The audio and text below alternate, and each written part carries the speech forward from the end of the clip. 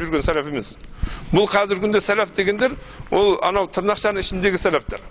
Өйткені олардың біріншіден сөздеріне амалы қайшы. Біз мәселен сол Ақтөбеде болған кезімде бір жігіт, бір қызды некелеп алады. Некелеп алған кезінде өзін сәләф іздеп жүрген жігіттердің бірі. Некелеп алған кезінде біріншіден ол қызды бір бөлмеге кіргізеді. Біріншіден бір еркек, бір әйел бір бөлмеде қалуы шариғатта харам. Пайғамбар саллаллаху алейхи вассалам бір еркек, бір әйел бір бөлмеде болмасын, үшінші шайтан болады деген. Бір бөлмеге кіргізеді. Содан кейін айтады, такфир ақидасындағы жігіт, және ол. Мен әке-шешем намаз оқымайды, кәпір, сен әке-шешеңше дейді қызға. Соны айтады, қыз айтады, мен әке-шешем намаз оқымайды, олар да кәпір екен дейді. Онда бізге олардың рұқсаты керегі жоқ дейді. Ең біріншіден оның әке-шешесі кәпір емес. Екіншіден, егер әке-шешесі валилікке жарамаған кезінде оның ағалары вали болады. Егер оның ағалары валилікке жарамаған кезде оның туысқандары вали болады. Егер оның туысқандары валилікке жарамаған кезде онда сол облыстың имамы вали болады. Қалай ол валиді алып тастайды ол? Пайғамбар алейхиссалам ла никаха илля би валин ва шахидай адлин деген. Неке болмайды, егер вали болмаса, екі куә болмаса дейді. Ал сұлтаны вали мән ла вали аллаху дейді Пайғамбар саллаллаху. Кімнің валисі болмаса, сұлтан оның валисі дейді. Енді сұлтан, бізде қазір сұлтандар ондай діни адамдар емес. Сұлтандар кімді тағайындады? Облыс имамдарын тағайындады. Муфтиді тағайындады, муфти облыс имамын тағайындады.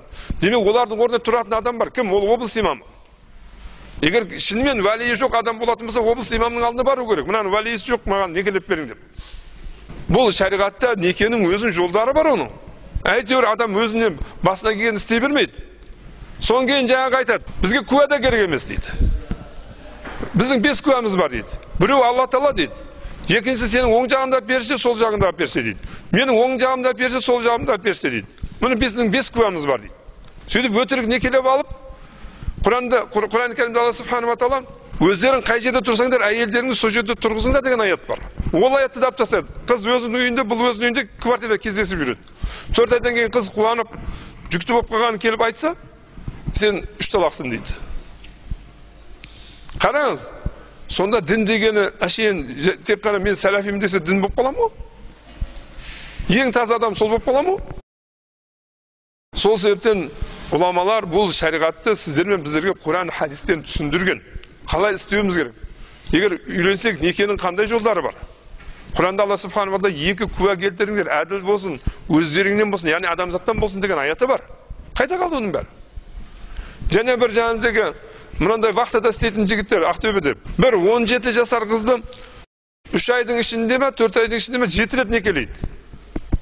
15 күн, біреу 10 күн некелеп алады да, мен ананы талақ қылдым, сен некелеп ал. Құранда Алла субхanahu ва тағала ашық аяты кәримасы бар. Вал муталлақату ятараббасна би анфусихинна саласата қуруин деген. Талақ қылынған әйел өзін 3 пәктік күтсін деген. Саласата қуруин деген иддасы бар оның. Сол идда шықпастан басқа тұрмысқа шығуға ақысы жоқ оның шариғат бойынша. Ал олар болса бұл жаңағыдегі уақытыншалық некеменен ұрып жатыр. Шариғатта харам қылынған ондай уақытыншалық неке. Сол себептен адам білімсіз болғаннан кейін өстіп адасады. Сосын мен айттым, дедім, сақал қойған жігіттерге кім қызын береді сендердің мына қылықтарынан кейін дедім. Қыз, әр қайсымыздың қызымыз бар. Ол қыз бізге ең қымбат, біздің перзентіміз ол.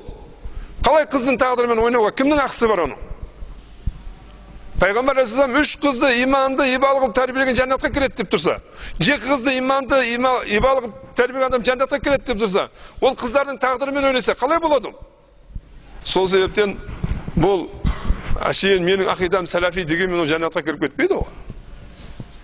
Бірақ менің ақидам сәләфи деп тұрып, ол сәләф уламалары істемеген істерді істесе, ол қайтып жәннатқа кіреді ол? Сәләф уламалары сондай болған, Алла Тағаладан қорқатын болған, әрбір амалында Алла Тағаладан қорқатын болған. Имам Абу Ханифа рахметуллах бір күні шығады, шықса қараса бір еврей есігінің алдына мұсырын аударып жатыр. Сонда Имам Абу Ханифаны көріп қалады да, мен білместен тастап қаттым. Мен қазір алып басқа жаққа тастаймын. Сен тастай бер дейді. Сен осы неше жылдан бері тастап жатсың дейді. Мен бұл дейді өзім тазалап қойып жатырмын дейді. Мен білем дейді, сен тастап жатқаның дейді. Мемлекет мен жағымда дейді. Яғни мұсылман мемлекеті дейді. Мен сені қашан құртып жүрге шамам келеді дейді. Бірақ пайғамбар саллаллаху алейхи вассалам senin көршіңнің ақысы бар деген үшін, егер көршің мәселен басқа діндегі адамсы бір ақысы бар деген үшін, мен сенің көршің ақысы үшін ертең қияметте көршіден сұралатын болған үшін саған мен ештеңе дегенім жоқ дейді. Сонда жаңағы еврей, яһуди исламды қабылдайды. Сенің дінің қандай хақ дін деп. Бұл ислам діні шындық діні, ақиқат діні. Ислам діні адамдарды мына дүниеде бақытты өмір сүруге кепіл, ақиретте жәннатқа кіргізетін. Бұл әйтеуір анадан мынадан ақиданы алып, анадан мынадан жәніндегі дінді алып жүретін дін емес. Бәлкім әл-улама варасатул анбия дейді. Пайғамбарлардың мұрагерлері кімдер десе, пайғамбардың мұрагерлері олар ғалымдар.